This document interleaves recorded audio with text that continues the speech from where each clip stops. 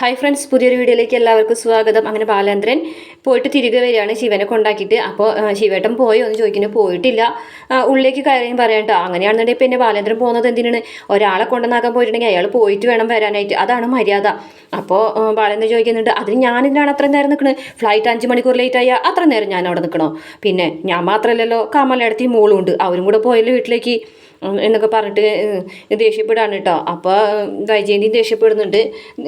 ദേഷ്യത്തോട് കൂടിയിട്ട് ബാലേന്ദ്രൻ അകത്തേക്ക് കയറി പോവുകയും ചെയ്തു. അങ്ങനെ അകത്ത് ചെന്നിട്ട് കുഞ്ഞു മോള് ഒരു ഗ്ലാസ് നാരങ്ങളും കൊണ്ടു കൊടുക്കുന്നുണ്ട്. എന്നിട്ട് പറയണേ, എന്നെ പിരിച്ചു വിടാൻ പോകാണ് സാറേന്ന് ചോദിക്കുകയാണ്. അപ്പോൾ പെട്ടെന്ന് ബാലേന്ദ്രൻ, ആര് പറഞ്ഞു? കൊച്ചമ്മ പറഞ്ഞു, പുതിയ ജോലിക്കാരി വന്നിട്ടുണ്ട്, അതുകൊണ്ട് പിരിച്ചു വിടുന്നു. അതിന് അവള് ജോലിക്കാരിയല്ല, അവൾ അമ്മനെ നോക്കാൻ വന്നല്ലേ. രണ്ടു ആളെ കൊണ്ട് തന്നെ ചെയ്യിക്കുന്നതാണ് പറഞ്ഞത്. എന്തായാലും 2 ദിവസം കഴിയുമ്പോൾ എന്നെ തിരിച്ചു വിടായിരിക്കുമല്ലേ എന്ന്. അങ്ങനെയൊന്നും ഉണ്ടാവില്ല. സാറില്ല സാറേ, വിട്ടോട്ടെ, എനിക്ക് വേറെ ജോലി കിട്ടും എന്നൊക്കെ അവർ പറയാനേ. അതിനുശേഷം അലീനോട് കുറേ കാര്യങ്ങളൊക്കെ പറഞ്ഞു കൊടുക്കുകയാണേ. അത് മുകളിലത്തെ നിലയിൽ താഴത്തെ നിലയൊക്കെ തുടയ്ക്കണം. അപ്പോൾ അലീന പറഞ്ഞു 2 നേരം തുടയ്ക്കണം. 2 നേരം തുടയ്ക്കാനൊക്കെ അവർ പറയും, പക്ഷേ നമ്മൾ ചെയ്യരുത് എന്ന് പറയട്ടോ. പിന്നെ എന്താ, ഒരു ദിവസം താഴത്തെ നില തുടയ്ക്കുകയാണെന്നുണ്ടെങ്കിൽ ഒരു ദിവസം മുകളിലത്തെ നില തുടയ്ക്കണം, അങ്ങനെ മതി. അപ്പോൾ അവർ കൊച്ചമ്മ വഴക്ക് പറയില്ലേ? പറയും, നല്ലോണം പറയും. അപ്പോൾ ചെയ്തോളാം എന്ന് പറഞ്ഞാൽ മതി. അപ്പോൾ ചെയ്തില്ലെങ്കിലോ അപ്പോഴും വഴക്ക് പറയും, നല്ലോണം വഴക്ക് പറയും. അപ്പം എന്ത് പറഞ്ഞാലും ചെയ്തോളാം അങ്ങനെ ഒരു കളിയാക്കുന്ന രീതിയിലൊക്കെ പറയാണ് കേട്ടോ. അങ്ങനെ പറഞ്ഞു നിന്നാൽ മതി. പിന്നെ എനിക്ക് ദേഷ്യം തീർക്കാനായിട്ട് ഞാൻ ചെയ്യുന്നത് എന്താണെന്നറിയോ? ബാത്റൂം കഴുകുമ്പോഴേ കുറേ സോപ്പും പൊടി അങ്ങോട്ട് വാരിയിടും. ഒരു പാക്കറ്റ് സോപ്പും പൊടി മേടിച്ചിട്ടുണ്ടെങ്കിലേ എനിക്ക് 4 ദിവസത്തിനേ ഉള്ളൂ. അങ്ങനെയാണ് ഞാൻ കലി തീർക്കുന്നത്. അപ്പോൾ മേഡം കൊച്ചമ്മ ചീത്ത അറിയില്ലേ? ചീത്ത അറിയും, പക്ഷേ നമ്മ തെറ്റ് ചെയ്തിട്ടാണല്ലോ ചീത്ത പറയുന്നത്, അതിനൊരു സുഖം വേറെയുണ്ട്. എന്തായാലും കൊച്ച് സൂക്ഷിച്ചോ, കൊച്ചിനെയാണ് അവർ കണ്ണിട്ടിരിക്കുന്നത് എന്നൊക്കെ പറയാണ്. അപ്പോൾ അലീന പറയുകയാണെ, എനിക്കങ്ങനെ കള്ളത്തരം ചെയ്യാൻ അറിയില്ല എന്ന് പറയും. അപ്പോഴാണെന്നുണ്ടെങ്കിൽ മോളെ കാര്യം പോക്കായി. എന്തായാലും എൻ്റെ കാര്യത്തിലൊരു തീരുമാനമായി, എനിക്ക് വേറെ ജോലി കിട്ടും. അയ്യോ, ഞാൻ വന്നത് കാരണം അതൊന്നും കുഴപ്പമില്ല, എനിക്ക് വേറെ ജോലി കിട്ടും, സമാധാനത്തോടു കൂടിയിട്ട് ജോലി ചെയ്യാലോ എന്നൊക്കെ പറയുന്നുണ്ടേ. പിന്നീട് രാത്രിയായപ്പോൾ വൈജയന്തി ഒച്ചയും ബഹളമൊക്കെ എടുക്കുന്നുണ്ട് പിള്ളേരോട്. ബുക്ക് എടുത്തേക്ക് ബാഗ് എടുത്ത് മാറ്റി വയ്ക്കുക എന്നൊക്കെ പറഞ്ഞിട്ട് ഭയങ്കര ബഹളമായ ആക്കാണ്. അപ്പോൾ കൃഷ്ണമോള് വന്നിട്ട് ബുക്കൊക്കെ എടുത്ത് വയ്ക്കുന്നുണ്ട്. ബബി തന്നെ വിളിക്കുകയാണ്.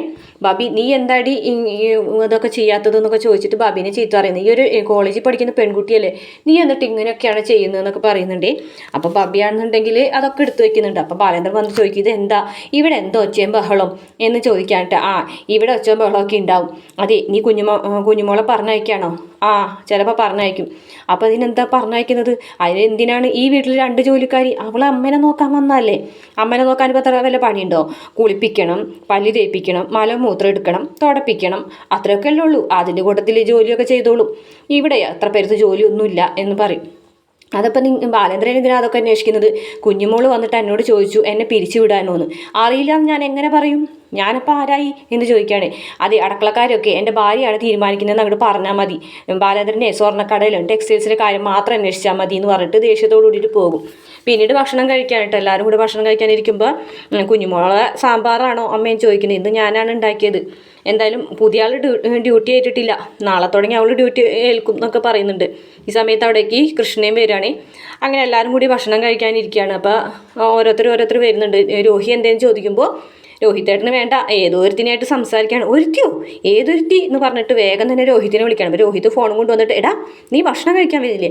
അപ്പോൾ എനിക്ക് വേണ്ട, കുറച്ച് കഴിഞ്ഞിട്ട് കഴിച്ചോളൂ. പിന്നെ നിൻ്റെ സൗകര്യത്തിനനുസരിച്ച് വിളമ്പി തന്നെ ഇവിടെ ആരിക്കുന്നു. എന്നാൽ എനിക്ക് വേണ്ട എന്ന് പറയും. എടാ നീ എന്താ പറയുന്നത്? നിനക്ക് സാമർത്ഥ്യം കൂടുതലായിട്ടുണ്ട്, നിൻ്റെ ഞാൻ പിടിച്ചോളാം എന്നൊക്കെ പറയുകയാണേ.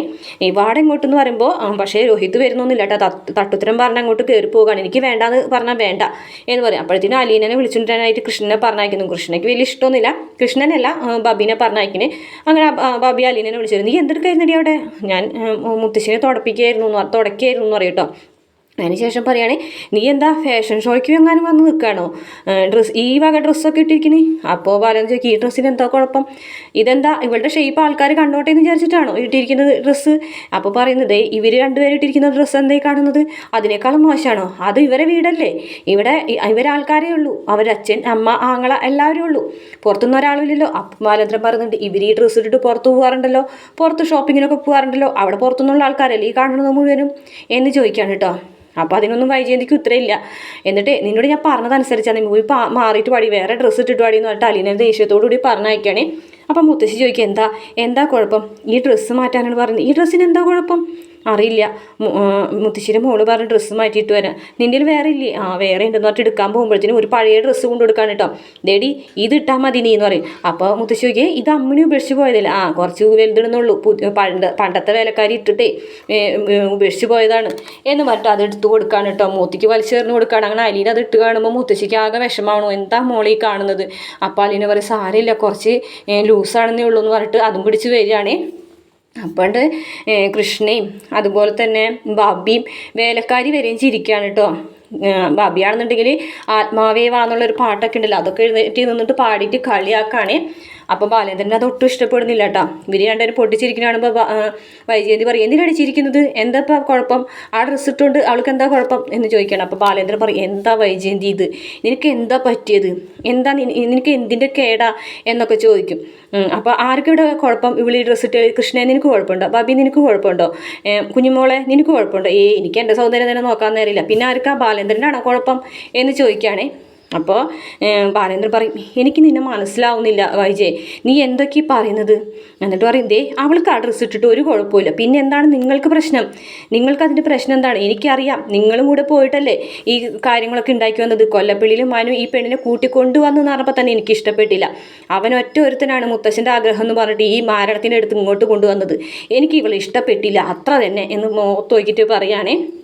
പിന്നെ ഇവൾക്ക് ഏതോ അമ്മയുണ്ടെന്നൊക്കെ പറയുന്നു, ഏതവളാണാവോ, ഇവൾ തന്നെ ആർക്ക് ജനിച്ചതാണെന്ന് ആർക്കറിയാം, ആരെക്കൂടെ ഒക്കെ പോയിട്ടുണ്ടെന്ന് ആർക്കറിയാം, അവളെ മമ്മി അതുപോലെ തന്നെയാവും എന്ന് പറഞ്ഞ വഴിക്ക് അലീന പൊട്ടിത്തെറിക്കുകയാണ്. ദേ ആരെ വേണമെങ്കിലും പറഞ്ഞു, എന്നെ എന്ത് വേണമെങ്കിലും പറഞ്ഞു, പക്ഷേ എൻ്റെ മമ്മീനെ പറഞ്ഞിട്ടുണ്ടെങ്കിലുണ്ടല്ലോ എന്താ പറഞ്ഞാൽ നീ എന്ത് ചെയ്യും? അപ്പോൾ അലീന പറയുന്നുണ്ട് അനുവദിച്ച് തരില്ല ഞാൻ പറഞ്ഞിട്ട് ദേഷ്യത്തോട് ഇട്ടിട്ട് അങ്ങോട്ട് പറയുകയാണേ. ഈ ലോകത്തുള്ള മറ്റേതമ്മമാരെക്കാളും നല്ലത് എൻ്റെ ബ്രിജിത്ത് അമ്മമ്മയാണ്, അവരെക്കുറിച്ച് പറയാനുള്ളൊരു യോഗ്യത പോലും നിങ്ങൾക്കില്ല. ഞാൻ പിഴച്ചവളാണെന്നുള്ള സത്യം ഞാൻ സമ്മതിച്ചു, പക്ഷേ എൻ്റെ മമ്മിയെ പറഞ്ഞാൽ ഞാൻ അത് കേട്ട് നിൽക്കുന്നു വിചാരിക്കേണ്ടെന്ന് പറഞ്ഞിട്ട് അലീന അങ്ങോട്ട് വൈജയന്തിനായിട്ട് നല്ല വഴക്ക് പറയുകയാണേ.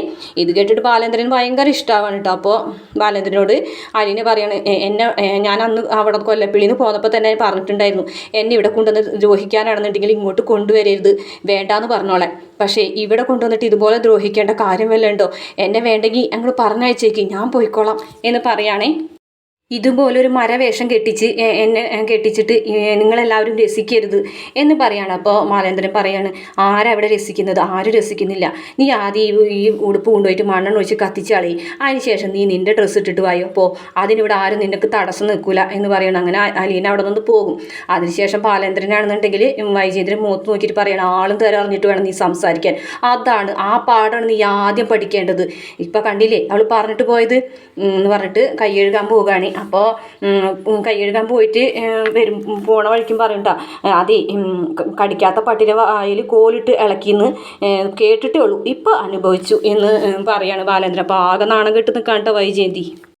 അങ്ങനെ ബാലേന്ദ്രൻ കൈ കഴുകിയിട്ട് അവിടെ നിന്ന് എഴുന്നേറ്റ് പോകും. വൈജയന്തിക്കാണെന്നുണ്ടെങ്കിൽ നാണക്കേട് താങ്ങാൻ പറ്റാതെ ഭക്ഷണമൊന്നും കഴിക്കാൻ പറ്റുന്നില്ല. അപ്പോൾ കൃഷ്ണ പറയും അമ്മയ്ക്ക് ഇത് എന്തിൻ്റെ കേടാ, അമ്മ എന്തിനാണ് വെറുതെ എന്ന് പറയാനിട്ട്. അപ്പോഴേക്കും വൈജയന്തി ചാടി കടിക്കുകയാണ് കൃഷ്ണനോട്. കൃഷ്ണനെ വേണ്ട, ഞാൻ ദേ വിറഞ്ഞിരിക്കുകയാണ്, നീ വെറുതെ ആവശ്യമില്ലാത്ത എന്നെ ചൂട് പിടിപ്പിക്കാൻ നോക്കണ്ട എന്ന് പറഞ്ഞിട്ട് ഇങ്ങനെ കുമ്പിട്ടിരിക്കുകയാണ് കേട്ടോ. പിന്നെ പ്രമോല് കുറച്ച് ഭാഗം കൂടെ കാണിച്ചിട്ടുണ്ട്, വലിയ കാര്യമായിട്ടൊന്നും കാണിച്ചിട്ടില്ല, അതുകൊണ്ട് പ്രമോ വേറെ ഇടുന്നില്ല, എപ്പിസോഡിൻ്റെ കൂടെ തന്നെ ഇടുന്നുള്ളൂ. അലീന പുറത്ത് വന്നിരുന്ന പട്ടിനോട് സ്നേഹത്തോട് കൂടിയിട്ടൊക്കെ സംസാരിക്കും, ഗേറ്റിൻ്റെ അപ്പുറത്ത് നിന്നിട്ട് സംസാരിക്കുകയൊക്കെ ചെയ്യുന്നുണ്ട്. ഇതേ സമയം കുഞ്ഞുമാളിനെ പിരിച്ചുവിടുമ്പോൾ ഒരു 300 രൂപ കണ്ട് കൊടുക്കുന്നുണ്ട്. എന്നിട്ട് പറയുന്നതാ ഇത് നിൻ്റെ അഹങ്കാരത്തിനുള്ള പൈസയാണെന്ന് പറഞ്ഞിട്ട് കൊടുക്കുകയാണ്. ഈ എൻ്റെ അഹങ്കാരത്തിനുള്ള പൈസയാണ് ഇതെന്നുണ്ടെങ്കിൽ ഇത് കൊച്ചമ്മ തന്നെ വെച്ചാൽ മതി എന്നിട്ട് വൈജേന്ദ്രൻ മുഖത്തേക്ക് ആ നോട്ട് വലിച്ചെറിഞ്ഞിട്ട് കുഞ്ഞുമാൾ പോകുകയാണ് കേട്ടോ. ഇത് കണ്ടിട്ട് ബാലേന്ദ്രൻ ദേഷ്യത്തോട് കൂടിയിട്ട് നോക്കുന്നുണ്ട് കേട്ടോ വൈജയന്തിനെ. പിന്നീട് നമ്മളെ അലീനനായിട്ട് എന്തൊക്കെയോ പറയുന്നുണ്ട്. അപ്പം ഞാൻ ആരാണെന്ന് അറിയാത്തതുകൊണ്ടൊക്കെയാണ് ഇങ്ങനെ നിങ്ങളെന്നോട് സംസാരിക്കുന്നതെന്ന് പറയുന്നുണ്ട് അലീന.